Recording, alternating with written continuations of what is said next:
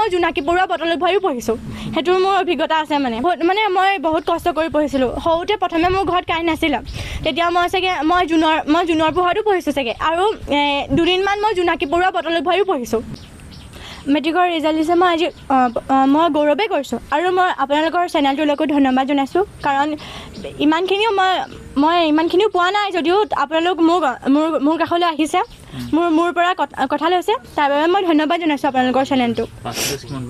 মোৰ ভাগৰ পাৰ্চেণ্টেজ হৈছে 82.16 মই 4খনৰ লেটাৰ পাইছোঁ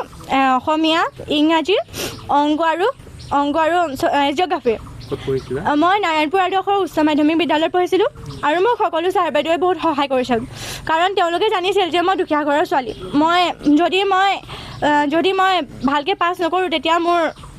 মই বহুত দুখ পাম মানে মোৰ অন্তৰত যে মায়েও যথেষ্ট কষ্ট কৰিছিল সেইকাৰণে চাগে ভাবিছিল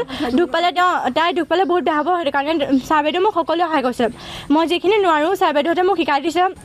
আকৌ মানে যদি মই আকৌ সুধোঁ ছাৰ বাইদেউহঁতে মোক আকৌ কৈছিলে মোক সহায় কৰিছিলে বহুত মোৰ মাৰ ভাগৰ পৰিয়ালেও সকলোৱে সহায় কৰিছে কিন্তু দেউতাহঁতৰ পৰিয়ালৰ পৰা মোক আজিলৈকে কোনেও সহায় কৰি পোৱা নাই চাগে কাৰণ দেউতাই মোক 5 বছৰ বয়সৰ পৰা এৰি থৈ গৈছে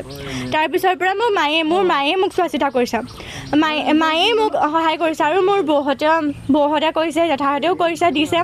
মাহী মোহাহঁতে মাটিকণ দিছে থাকিবলৈ মোৰ নিজৰ মাটিও নাই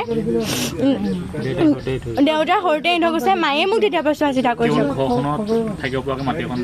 দিছে মাহী মোহাহঁতে মোক যথেষ্ট সহায় কৰিছে মাহী মোহাটো মোৰ কাৰণে ভগৱানেই হ'ব কাৰণ মায়ে চাগে অতকেইদিন মোক ভাড়া ঘৰ লৈ পেলাই ইমানখিনি পঢ়াব নোৱাৰিলেহেঁতেন মাহী মোহাহঁতে এইটো মোৰ ঘৰ এনেই দিছে মই যেতিয়ালৈকে থাকিব বিচাৰোঁ তেতিয়ালৈকে মোক মাহী মোহাহঁতে মাটিখিনি দি দিছে মই বহুত কষ্ট কৰি পঢ়িছিলোঁ সৰুতে প্ৰথমে মোৰ ঘৰত কাৰেণ্ট নাছিলে তেতিয়া মই চাগে মই জুনৰ পোহৰতো পঢ়িছোঁ চাগে আৰু দুদিনমান মই জোনাকী পৰুৱা বতলআৱো পঢ়িছোঁ সেইটোৰ মোৰ অভিজ্ঞতা আছে মানে কিন্তু এতিয়া মানে 8 মানত পাওঁতেনেহে কাৰেণ্টটো টানিছে ঘৰলৈ তেতিয়া তাৰ আগলৈকে মই মানে বহুত কষ্টৰে পঢ়িছোঁ আৰু ঘৰৰ ভিতৰত যে ছাগলীও বান্ধে আগতে কুকুৰা হাঁহো পুহিছিলে সেইখিনিও মানে অকণমান হেৰি কৰে আৰু বিচনা অশান্তি কৰে ছাগলীবোৰক কিতাপ ফলি